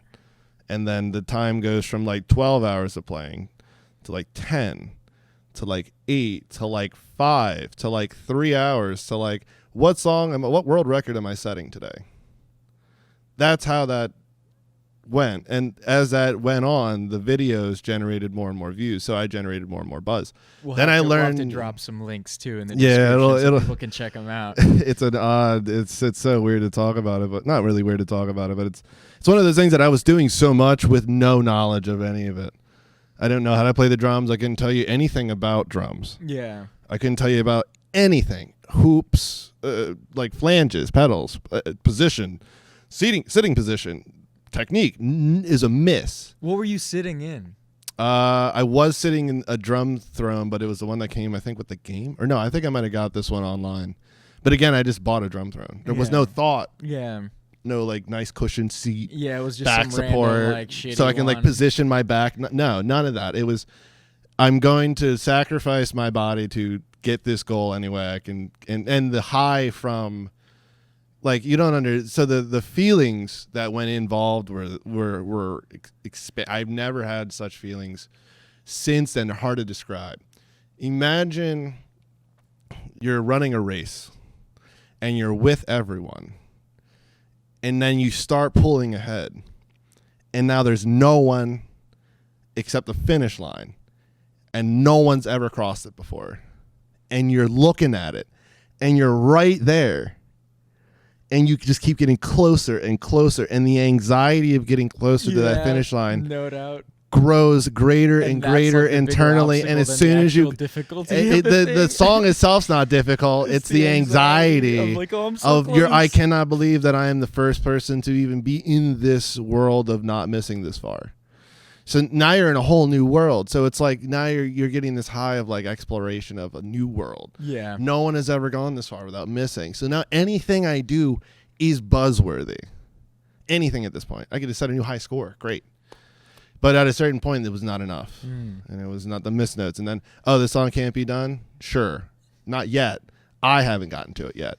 And I just got that attitude, and I just ran with it. And I ended up meeting a lot of really awesome people. I wish I could remember all their names, but Duffany Hero was his name, and he made my intro. He was a professional, like, After Effects. Like, he made, like, professional grade, like, intros. So really talented people who did this on the side were helping me grow. And so it's not like I did it by myself. It was like I kept involving I was so engrossed in the community and was so involved in the community that. And this is like early YouTube. Early days, YouTube. This is 2008. So it's like 2 years or 3 years after YouTube came out. It was like our thing. And then once it really was big, I learned the algorithm. I learned how to tag videos and when to release them. And then I would hear in the community like what people are looking for, what 100% people are here. This one hasn't been done. Yeah. This guy got close. And so, because I had my finger on the pulse, I always knew what people wanted to see. And so then I would go do it. And so at a certain point, it started off as just, this is fun. And then it was like, wow, all right, I'm doing things I didn't think I could do. And then it was like, all right, all I got to do is practice this section. Then I could set this world record so I can go eat dinner. It was and then people didn't like that I was at that. I would say that. People would think I'm like home like 8 hours, like a day, trying to beat Raining Blood on Expert Plus. And it's like, no, I found out my pad was overhitting because the sensitivity was too high. And then I did it. And I knew I could have done it a long time ago. And I just never took time to figure out why I was having an issue. Yeah. And it's like at a certain, but that's where I got to. And so with the game, it was great because I learned a lot. I was getting sponsors. Like I was calling companies, called Vitamin Water, a company called 6 Feet Under, clothing company I was sponsored by them. They gave me gear and swag. Rock Band Kickbox, he gave me like $2,000 worth of equipment to test before he sold. Because I'm like, dude, I'm the top player. So obviously I'm going to give you the best information you can get about your product. I can tell you everything that's wrong with it. And that's how I would sell it. That's so cool. 30,000 views a video, 100,000 views a video. I'll just put your link in the description. Give me some stuff. And it worked. I couldn't believe it. And again, like nobody was involved in it. It was just my own little thing in the basement. And so that then how did you like come up with the idea to start calling people? Boredom, dude. I'm always bored. Damn, dude. Always bored. That's so crazy. Always bored. I'm like, why not? Because again, if you're not going to die and the worst thing that someone can say is no, then why not? I like that. It's like you just got to set the bar for you to not do something up to, could it kill me? Yeah. And once you set that there for your limit of things you may or may not do, the world opens up to you. Opportunities open up to you. And then things you never would have thought of will start to happen to you in your life because you're going through more doors that way. You're not limiting yourself so much, Stay in your comfort zone, but push yourself to be in a new comfort. So, like, you just reach out via email to these places? No, dude, I'll call the marketing. I go straight to marketing. Straight to marketing. Who would be the person that would be in charge of giving stuff to people for sponsorships? Well, marketing. Marketing or PR. And I would call them, and I would get a hold of the owner. And I would talk to whoever I needed to talk to schedule a meeting. I was scheduling meetings at 16. That's for epic, Guitar dude. Hero. And was getting stuff sent to the house. Yeah. And then I was having their stuff put in the videos. That's awesome. And like how to but like I've always had this ease of ability to be in relationships with owners of businesses. Yeah, I know nothing about businesses. I don't dabble in business whatsoever. Yeah. Dude, but I've always had the ability to just jaw with an owner. And understand that I understand the reciprocal nature of business, the worker, and what an idea needs to actually produce, which is income. That's epic. You so know what what was the hardest song you did? Caught in a Mosh, personally, by Anthrax, because that song is at the as fast as I could go at that time. And it's intense. There's so many hard parts.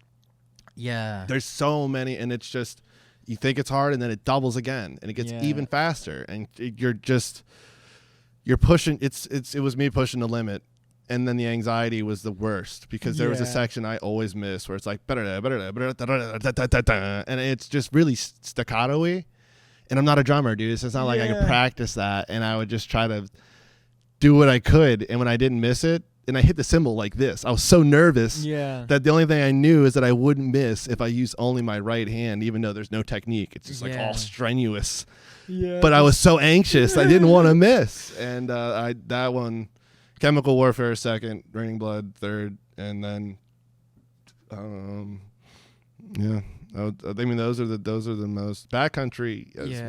And you had like a custom kit that you were using too. Dude, I got so involved. Like, my boredom will take me to whatever the deepest reaches of information. It was like I was taking apart this electronic drum set to fix the trigger issue by allowing there to be a mesh head involved in the process of hitting it so it wouldn't damage the sensor all the time.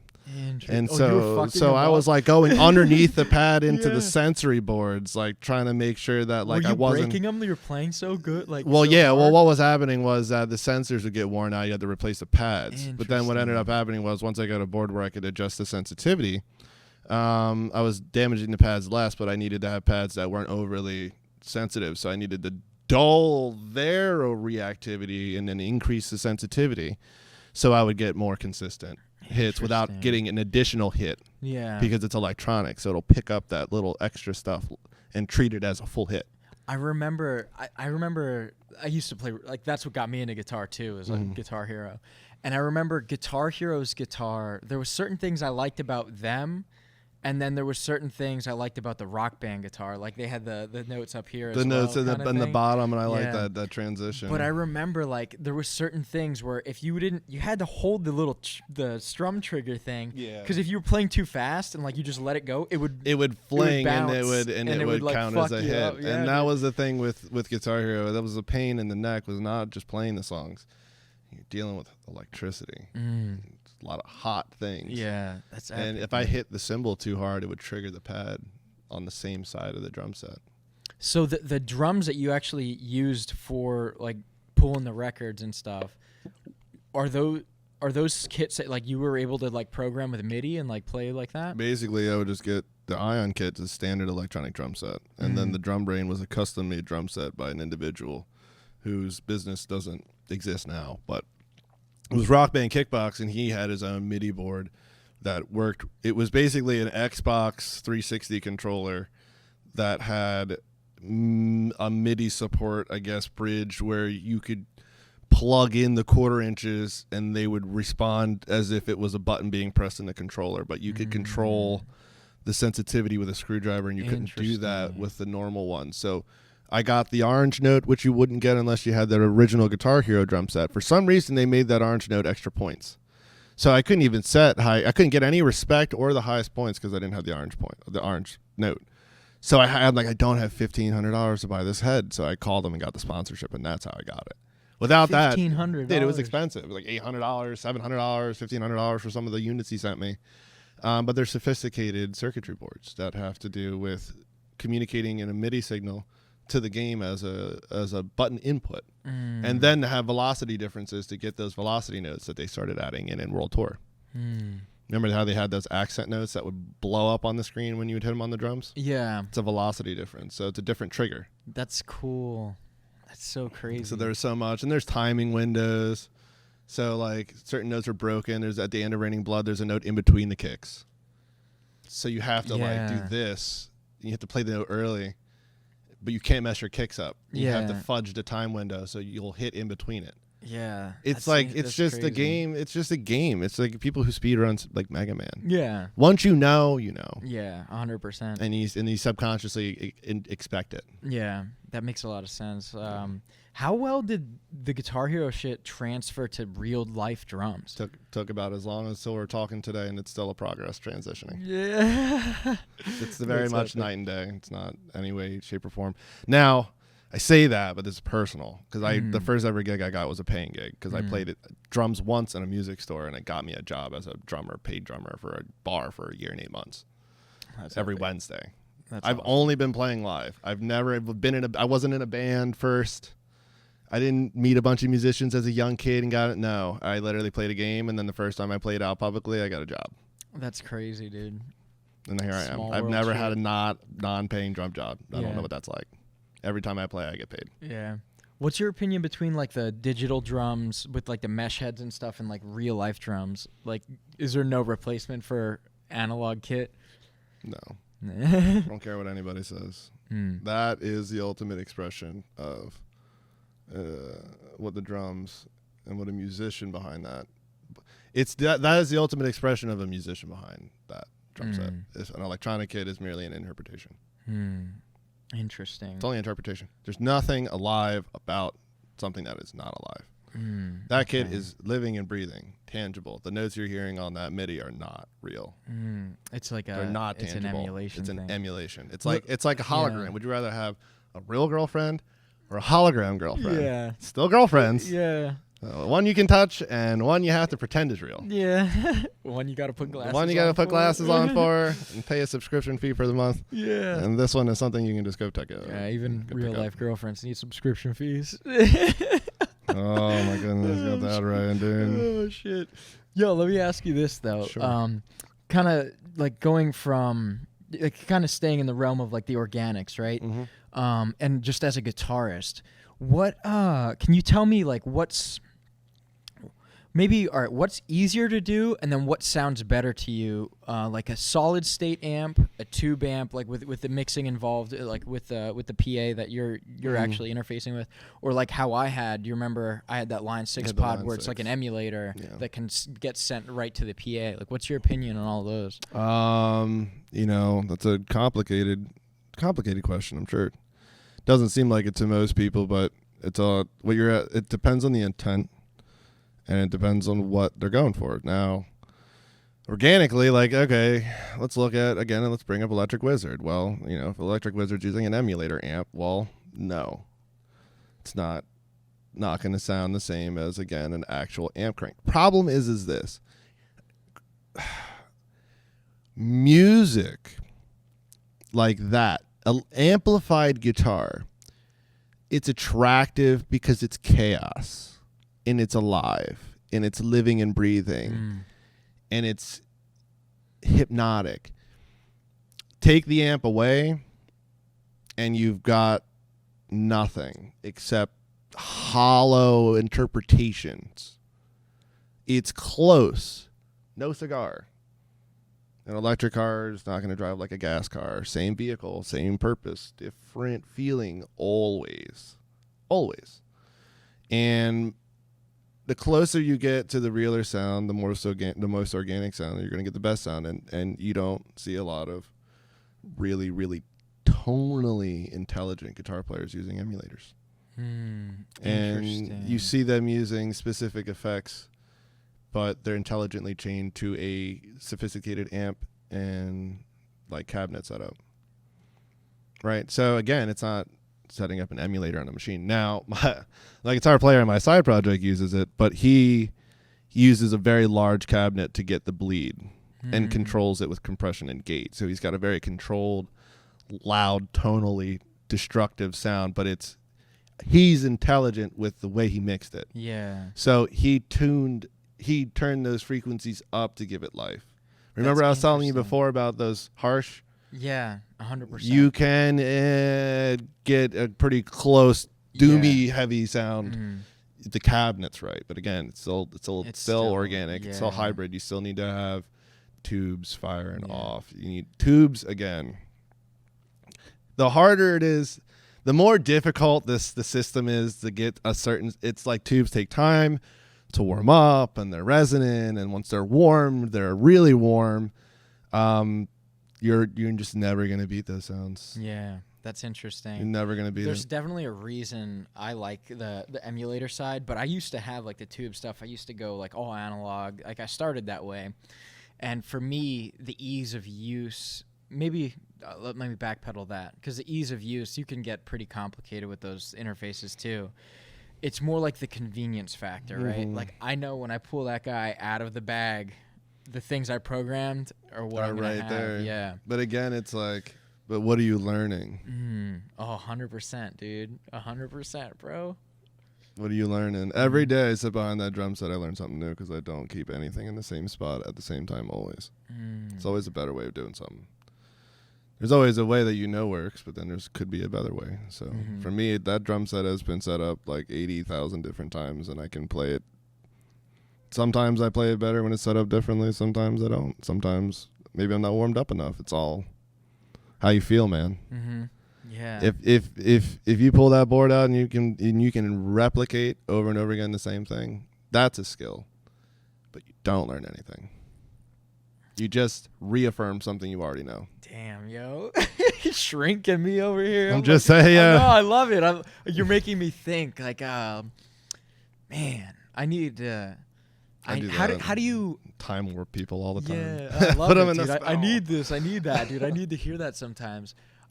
Because I appreciate those sounds the most, right? The experimental pushing the edge stuff. Always, man. That's what everybody lives for. That's why you go see a show. Yeah. You don't go listen to the record instead. Yeah. You don't go buy the ticket so you can go listen to the record instead.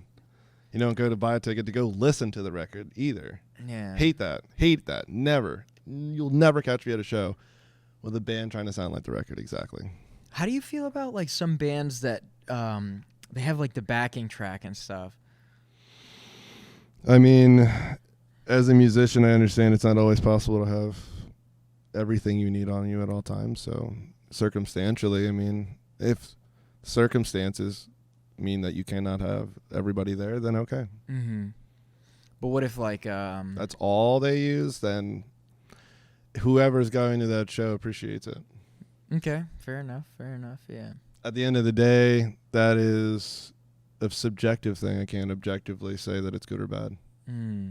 Yeah, that makes sense. That's a you know what I mean? It's like it's a personal. That's a fair. It's like backing tracks. I'd rather hear live people, but again, some people don't mind it. Some people go to hip hop shows and they wouldn't care if the rapper never said anything on stage as long as the music played. Yeah, it's a good time. Yeah. Again, it's about your intent. What's really your intent to go there, right? What's your expectations? Yeah, definitely. It's like with a backing track. Are you expecting it to sound better or worse? Or indifferent? Yeah. Right. It's like you heard it, you hear it, you know it's happening. You're going to make that call when you hear it. Yeah. No, that makes a lot of sense. Here's an example. A recent friend of mine, he passed away recently, rest in peace, Mr. Amato. When I played it, he gave me my first paying gig as a freelance drummer.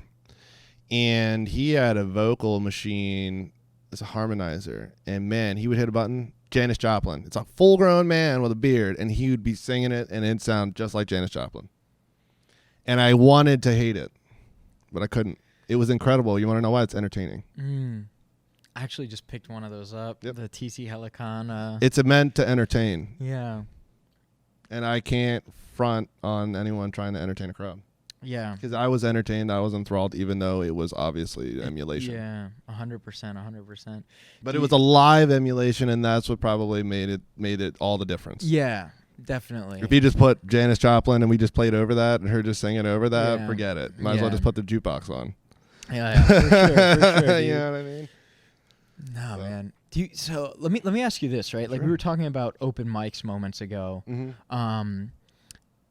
Are they popping off? Like as far as I know, like I used to run an open mic every fourth Thursday in my hometown, but that venue isn't doing it anymore right now because of the quarantine and everything, and it sucks because I'm really concerned about this location. Like, it would break my heart if this place closed down because I wouldn't be the musician I am today without this place. Are there open mics around here and everything? Yeah. And like how are they different now? Online. It's all online. Yeah. They're alive for a very specific kind of individual. And it's got its own lane. It's not bringing in heaps of money, and it's not game changing, but it's obviously alive because open mics are supported and basically funded by the public. It's always going to be a need for an outlet for musicians and for people who want to hear local talent. Different. can't go somewhere, but you can just log on and join a Zoom call and jump in. Mm-hmm. So there's open mics going on around here. People are going to them. Steel City has theirs on Thursdays. Not sure if Chaplin's is doing it. I know we don't do ours, but Steel City still does theirs. It's still on, but it's not. It's different. Mm. It's new. So again, it's hard. I don't want to get accustomed to it. Yeah. I was doing them pretty consistently in like the beginning of quarantine, but I ended up kind of stopping because it was almost like it's not organic, right? Like when you're at the venue, you're kind of forced to hear everyone till your time slot's up. For this, like I can be like, I'm gonna just go play on my Game Boy. How can you engage, man? Like How can you oh wait, engage? I'm coming up right now. Let me do it. And How then, can I'll you listen to the engage? next guy for 5 minutes, and then like, I there's no pressure to stay. It's too in out. Well, that's again, it's just COVID problems. Yeah, man. These open mics. Just stay hopeful. Again, in death is life. So again, if this was to be the final chapter of something, it's not the last book. Okay, Like there's that, always new man. chapters, always a new story Yeah. to be written that isn't written yet. So Yeah. it would be a tragic loss, but maybe it could inspire you to start a new one. Yeah. There's Definitely. there's always another way. Yeah. Be like water. Yeah. Hell yeah, dude. I'm sure that's like an MMA thing too. Yeah, Bruce Lee, dog. Hell Bruce yeah, Lee, dude. man. Absolutely, man. Be like water, man. Yeah. Path of least resistance. Mm-hmm. Hopefully soon we won't have to have these discussions. But Yeah, definitely. as of now, it just seems like open mics, they're just staying alive for the nostalgic factor of just being around other people and listening to music. I miss it, but I can't. It's not.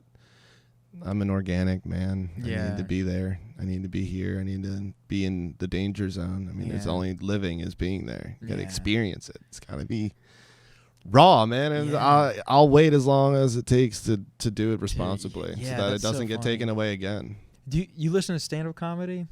I used to, but man, I don't know. Too many traumatic experiences. It's kind of Oh, robbed me shit. of the ability to just kind of laugh. Dave Chappelle makes you laugh still, I though. fucking love Dave Chappelle. He's the best. Yeah.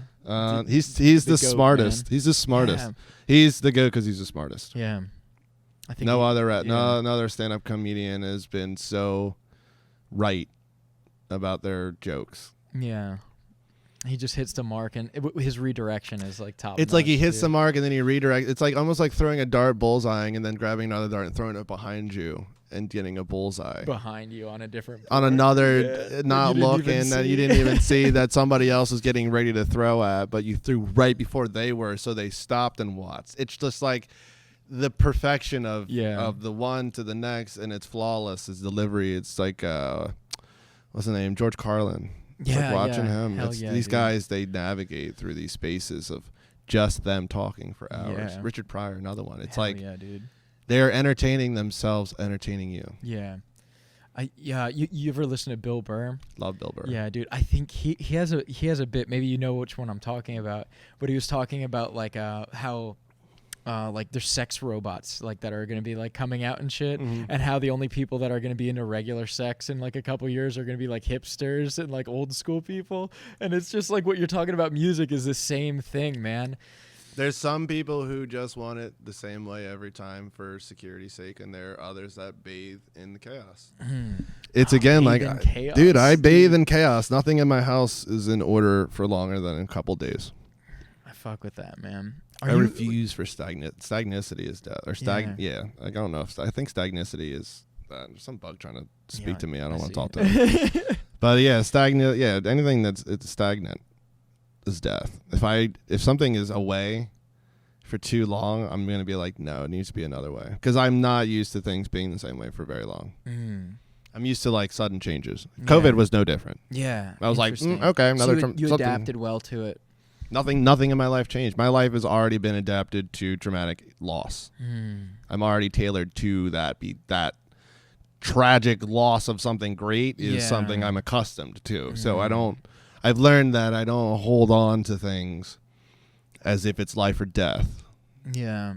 That makes I sense. always am ready to just like leave and let go. Yeah. Because it's like there's no reason for me to hold on to anything here. I can't take anything with me. Damn, dude, that's powerful. It's a journey. So it's good to just let go sometimes. And with COVID, it's like you can keep clawing at the wall for what was, but it's gonna ruin your nails. Yeah. Are you like a minimalist? Like, what's your like lifestyle like at home? Like, you said you watch hoarders and stuff. It's funny. It's like I have hoarding tendencies because both my parents hoard. Yeah. So when I do go through like serious depressive episodes, I definitely do hoard, but only when I'm alone. Interesting. So like if it's interesting that it's so close to you and you can identify it. I can, because it's like I know how I am. I know how I am. I know myself. I know my isms. Yeah. And I check in with others, and I know. When I know someone is saying something about me that I've hidden from the self-awareness aspect of it, I get this like shit-eating grin on my face, because I like kind of like hearing it to just reaffirm that I know myself, and it's good to hear someone point out something I know specifically is me, as something of me. And so it's like it's tough. It's like with my lifestyle, it's minimalist in a not minimalist way. I don't spend money excessively, but everything I want is always expensive. But it's always like drums. Like obviously it's like rent. Everything is like rent for drums. So I'm in this thing where I want one thing, but it's always really expensive. So you reach for the top shelf. So I reach for the top shelf. I got sick and tired of filling my house with cheap crap. Definitely. So I actually end up appreciating everything I own more, because I own less crap and more quality. Yes, it's interesting that you say that, because that's similar to what I like. My Kiesel, for a perfect example, right? Like I got rid of like my old amp. I used to have like a Bugera with like a Marshall 412. It was a really nice tube situation, right? But I was like, man, does it fit my needs as a performer? Yeah. No. Am I going to have a studio anytime soon where will have a full space to use it? No. So I decided, like, let me sell that stuff and get like a guitar that I can choose every piece of and make it like an expression of me. And that's how I ended up getting that. That's so like I got that custom built from their custom shop, you know? So what I would say is that where you're starting off with how your process of determining the outcome of your next action. Here's a different way of looking at it. Yeah, please. Is what you're buying going to satisfy your needs later? I think yes. You get what I'm saying? Yeah. Why double buy? Yeah. Just don't buy it for a month, put the money aside, add to it so you can get the higher model and buy that, and then you don't have to buy another model 4 or 5 years, and then you'll have it for a long time. Exactly. Like this has like stainless steel frets. Like I remember I took it to a luthier. I didn't even realize like the assets of having that. He said these frets are never going to wear out. Yeah. Yeah. Like I didn't even know that till my luthier friend. But when you have something of quality, you treat it ultimately differently. Way differently, yeah. Don't take it for granted at all. It's an extension of me. So for me, the drum sets I bought for $300 off of Craigslist, I don't care if they get cuts and scratches and gashes. Yeah. This is getting treated like I'm carrying children to my car. Yeah. But I don't want a lot of that mistreatment stuff around, because it's obviously taking up space for things that I could care more about. Yes. Hoarding is like the cheap stuff, the crap, trash, everything is the same. Keep it all. It's to keep you warm and safe and feel like things are around, which I got. I filled my apartment because cleaning it out made it feel hollow and empty, like no one was there.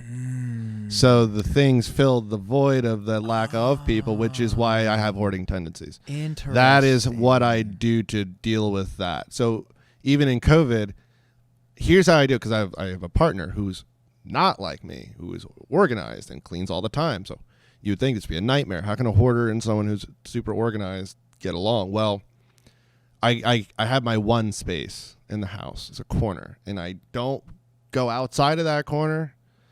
But what I do is I have it how I want it, and I just make sure that it's swept and clean and it's not full of trash. And I keep the trash away from it. I take the glasses and plates away from it. It's about, I'm still having it my way by it being full of drum shit and chaos to some degree, and I can keep changing it, but I'm cleaning it as I change it and neatening it up as I change it. So it satisfies my need to change and be surrounded by the things I have, but it's in a neat way, and it's in a clean way, and it's in a way where I'm not doing it to cope. I'm putting things around me for efficiency, and that way I can keep the rest of the house clean, because the things that aren't things are more important. And it's only when you cross that bridge, when you realize that those things are replacing things that are more important, is when you have to ask yourself, are those things more important? Am I treating them as if they're more important? And with my current, like with my girlfriend, like it took a while for me to even throw away the things from my old apartment, even though I knew they were dirty. They had all the mold and dust, and it was so hard to just let go of something. Even I didn't even pay for it. Yeah. It was a free dresser. Yeah. I should just throw it outside. Who gives a shit? But thinking about buying another one, having to go through all this work of lifting it. Yeah. I'd rather it just be a burden in the house. And it's like, I know, I see it. I try to just stomp it out all the time. So I watch Hoarders to remind myself to clean frequently. Yeah. That's so So cool. it's like you almost just have to you have to stare at the devil to just really see what you should not do. Yeah. And you know what I mean? Yeah, you really got to like 100%. just stare in and look at that reflection. Mm-hmm. Say, is that me? Have I thought that way? Have I used that as a rational excuse to keep something? Yeah. And then like now that you can look at I it just throw clothes away. My mom bought me a bunch of new socks for Christmas, so I just threw away all the socks I had in the drawer. I'm like, I've had these for years. Why do I need them? I just got a whole brand new set of socks.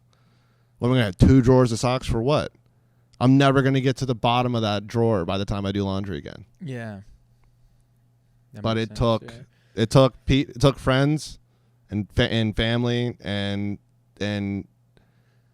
learning about what I can do in a bad situation and learning how to avoid those types of behaviors when times get tough. Yeah. That makes a lot of Again, sense. it's always a fight. Life is a journey. It's a battle. It's a struggle. Just like doing like live music or sound engineer work. It's as soon as you lay down, that's when you lose. You have to stay awake. You got to stay active. You got to keep your eyes open. Can't just get comfortable. You just can't do it. Yeah.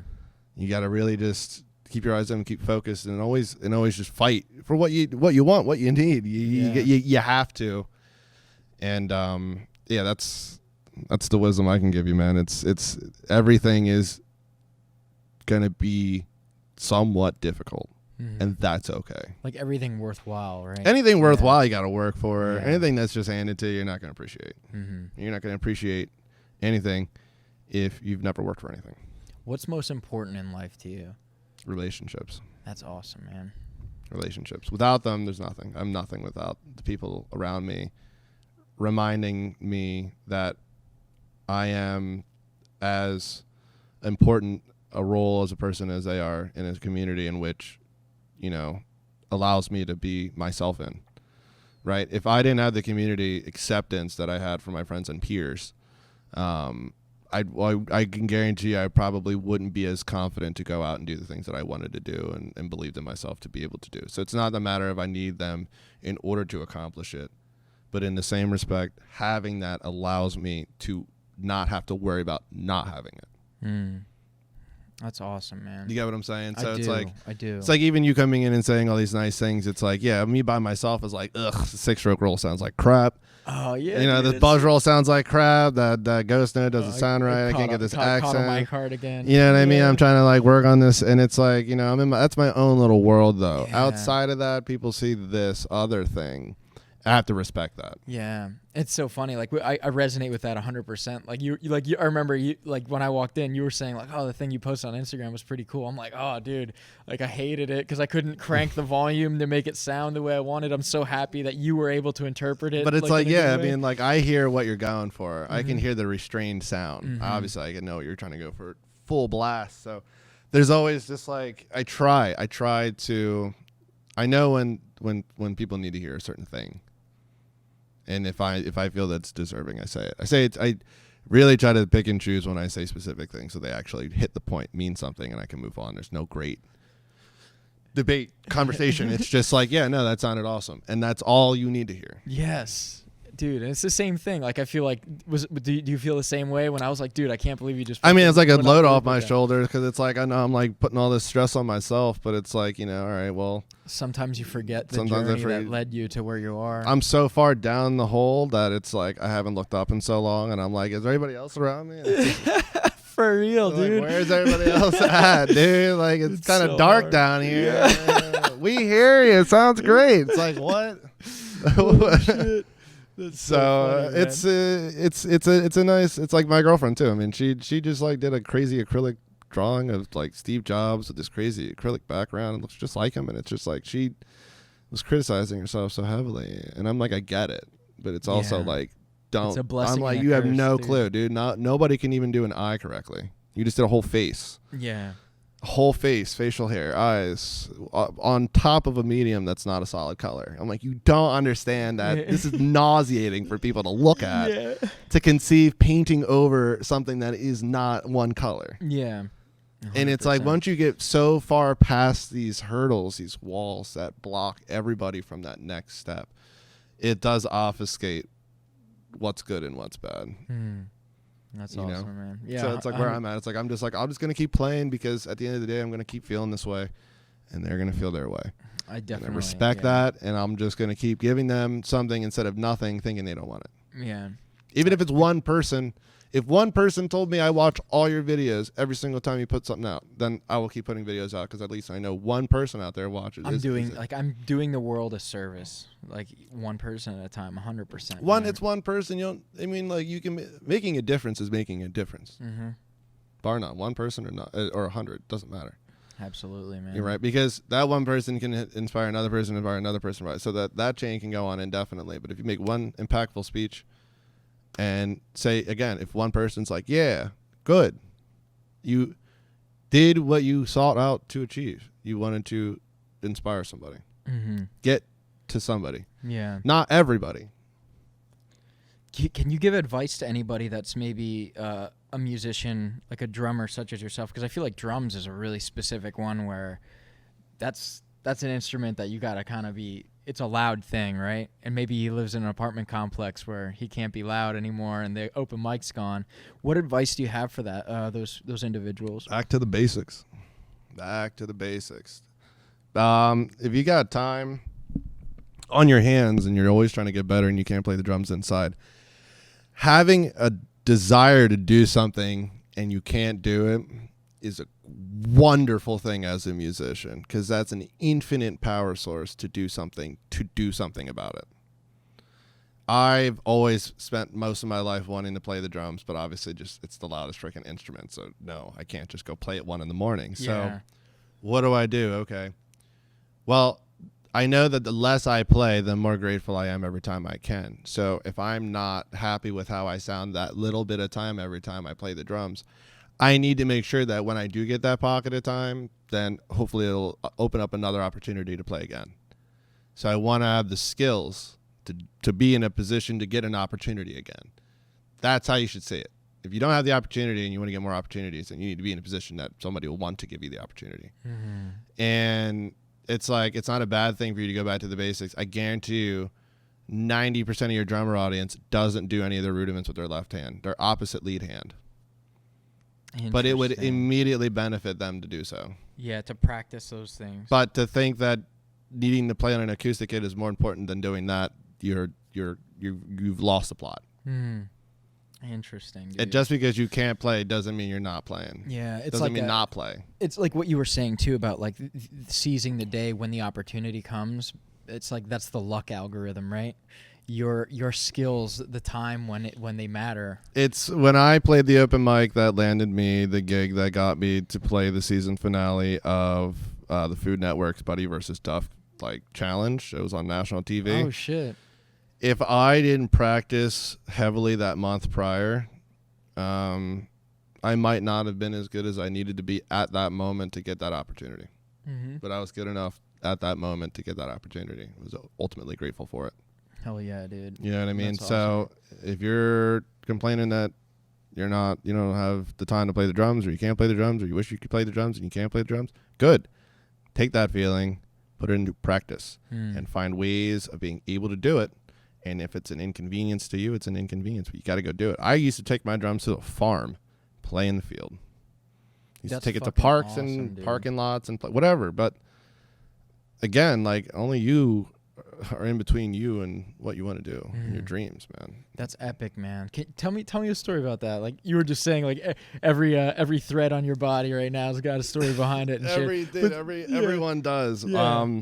I want to know about this, like the taking the drums to like a field, man. Like tell me about that. That sounds awesome. So You're such a driven dude, bro. I have so much respect for that. It's about chasing your dreams, but chasing it like you're a crazy dog and your dreams are the car that just went by.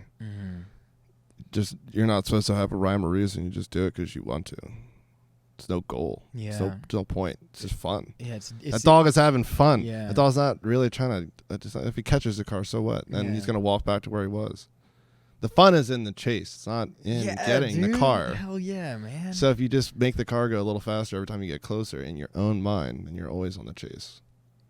You know what I mean? It's important to remember that it's the journey that's exciting.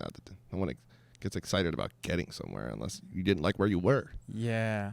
Well, it's like the top of the mountains is not rewarding unless, like, it's not nearly as rewarding if you got like dropped out of a helicopter up there as the arduous journey that took like a week to get there. But it's the journey that makes the destination rewarding. Again, but 100%.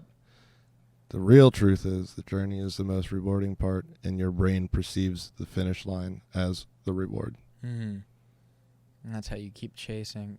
How do you keep yourself going? Like, how do you keep the car moving so that you can keep chasing it? Do you constantly set like smaller like goals along the way for like a bigger goal, or kind of do you shoot from the hip? No, I just don't move around life acting like I have an answer to everything or I know everything. So if I were to think that life was meaningless or life was overly abundant with amazing things, I don't have that. I don't hold that perception. I take it as it goes. I just keep doing my thing until I can't. So I don't think of I need a reason to live. It's like I'm gonna just doing my thing, not thinking that way. Is it tough some days? Yeah, but you know what, dude? It's tough sometimes, and it's not tough. And the only way you're gonna know if it's not tough is if you had a tough time. You just take it as it comes, man. You just got to roll with the punches. It's funny. I can't remember where I heard this quote from. I think it might be like David Goggins or something like that. But he said something to the effect of like, you don't need like a life coach or anything when shit's good, right? You need that guidance when things are hard. So how do you push through those like hard times? Like obviously right now is like a tough time because like I can only imagine you've lost some work, but you've gotten some work out of it. I mean, I've had 3 friends pass away in the last 2 months. Oh, I mean, I've unemployment getting dicked over from unemployment, but at the end of the day, man, bad things happen. That's it. There's no reason to get upset. It's indifferent. The universe is indifferent towards your suffering. It is merely just what it is. Tough times are there to help you grow. If they don't kill you, great. You'll just be like, that was a tough time. You'll look back at it, and next time you have a tough time, if it's not as tough as the toughest time you've had, it's not that tough. That's incredible. So you just don't take it personally. That's the way the universe is not out to get you. That's fucking epic. Even if you like go out and someone like totals your car, like there's no entity out there that purposefully did that to make your day bad. Yeah, it's just that happened 1,000 times around the planet. It's just at that same moment. Yeah, you know, a bird got a worm today. That worm was unlucky. Might have been lucky yesterday, wasn't today. It's just what it is. Hell yeah, man. I gotta go pick my girlfriend up. All right. But one last question. And I appreciate you giving me your time, brother. Plenty. That's no all problem. right. No worries. Since 2019, 3 best albums. Since 2019. I'll pull my phone out for this one. Because there have been 4. I'll do 4. Awesome. And then I gotta go try to jet to over to Swedesford. So, Fluid Existential Inversions by Intronaut. Go listen to it. The songs are beautifully crafted, odd time signatures with great melodies. It's done on the straight 3-way, so it's not groove. It is complicated, but it's heady melodic. And dual guitars, fretless 5-string bass. Alex Ruderinger. I don't know how to say his last name, but he plays drums on this record. There's the other drummer, Danny. I can't remember his name at the moment, but he was. Their previous records are amazing. This record came out this year. It's been on repeat. So that's Fluid Existential Inversions. It's really good. A Russian record that came out.